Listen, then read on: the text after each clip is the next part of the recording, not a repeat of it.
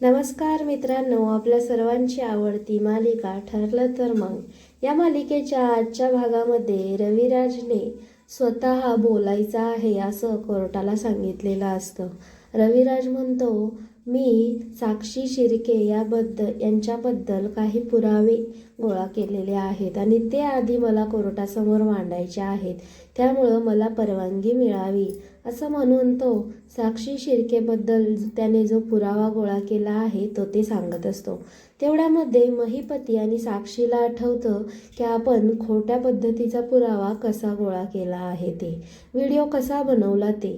इकडे प्रिया टेन्शनमध्ये असते. नागराज तिला म्हणतो, सकाळी तू नाश्ता नाही केला काय नखं खातीये? प्रिया म्हणते, असं वाटते की काहीतरी वाईट घडणार आहे. नागराज म्हणतो, हां तू वाईट बोललेस ना, म्हणजे वाईटच घडेल, जरा चांगलं बोल. प्रिया म्हणते, तुम्हाला काय वाटतं अर्जुनला काय घरी काम नाही म्हणून त्यांनी ही केस बोलवली का?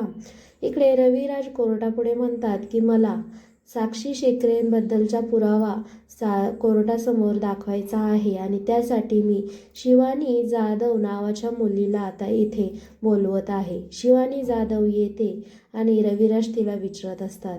साक्षी आणि महिपती एकमेकांकडे पाहतात. इकडे शिवानी सांगते की या ताईंना मी ओळखते. साधारण 9 महिन्यांपूर्वी यांचं गाडीच्या बाहेर मी पाहिलं होतं. माझ्या चाळीच्या बाहेर यांची गाडी होती आणि त्या गाडीमध्ये ह्या उलट्या करत होत्या. त्यांची परिस्थिती खूप वेगळीच होती, त्यामुळे मी त्यांना मदत करण्यासाठी तिथेच थांबलेली होती.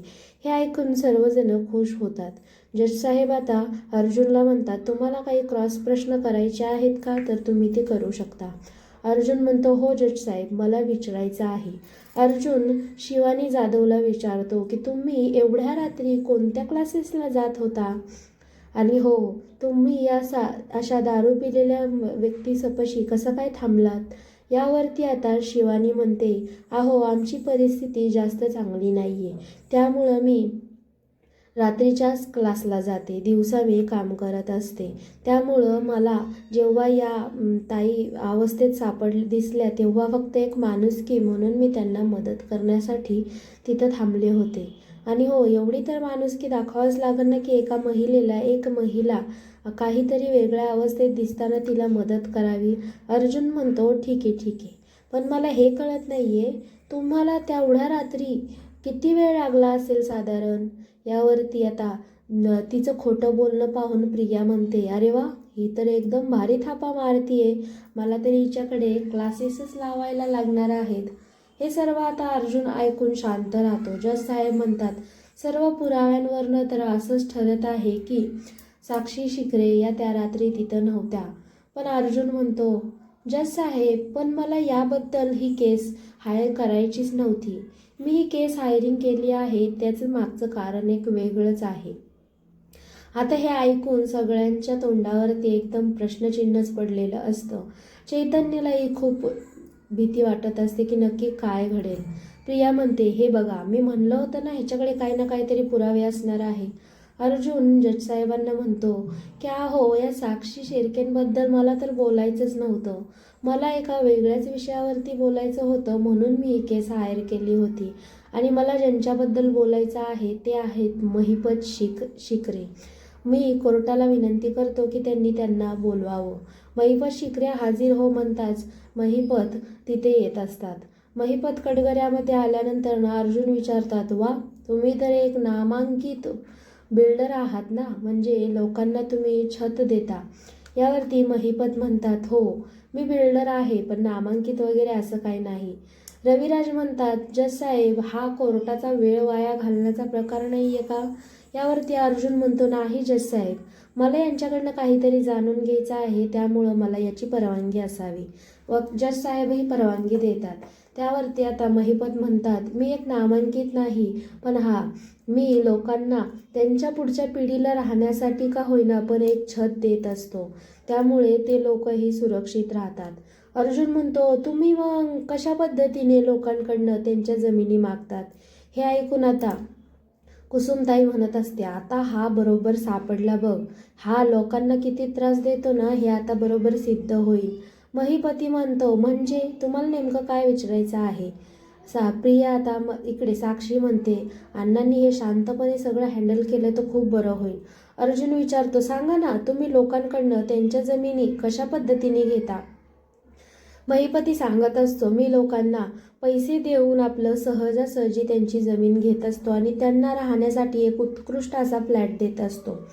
नाही जर कोणी मानलं तर त्याच्या हातापाया जोडून मी तो फ्लॅट किंवा ती जमीन घेत असतो. हे सर्व ऐकून आता अर्जुनला आश्चर्य वाटत असतं. अर्जुन थोडा रागातच असतो आणि महिपतीही रागातच असतो. तोही रागानेच अर्जुनला उत्तर देत असतो. अर्जुन म्हणतो, हो हे खरं आहे का? यावरती महिपती म्हणतो, हो हे सगळं खरं आहे. मी लोकांना हात जोडून त्यांच्याकडनं जमिनी मागत असतो, त्यामुळं मी जास्त काही विचार करत नाही. कुसुमताई म्हणते, किती खोटारडा आहे हा. अर्जुन म्हणतो, अरे वा वा, एवढा मोठा बिल्डर असून तुम्ही लोकांपुढं हात जोडता. हात जोडून लोकांना सांगता की तुम्ही आमच्याकडे जागा द्या, आम्ही तुम्हाला घरं देऊ. महिपती म्हणतो, हो हो, मी माझ्या मुलीलाही हे शिकवतो की लोकांना प्रेमाने वागायला आणि प्रेमाने बोलायला शिकवा म्हणून. तेवढ्यामध्ये साक्षी आता तिच्या वडिलाचं हे वागणं पाहून म्हणते, वा, आमचे अण्णा तर खूप शांत निघाले. अर्जुन मात्र खूप चिडलेला असतो. महिपती म्हणतात, मी सगळं असं शांतपणेच घेत असतो. अर्जुनही हसतो आणि म्हणतो, जज साहेब, मला यांच्याबद्दल लोकांचे जे मत आहे ते मी या रेकॉर्ड केलेले आहेत. हे पेनड्राईव्ह एकदा चालू केलं ना, तुम्हाला कळेल हे महिपती काय आहेत आणि काय नाही.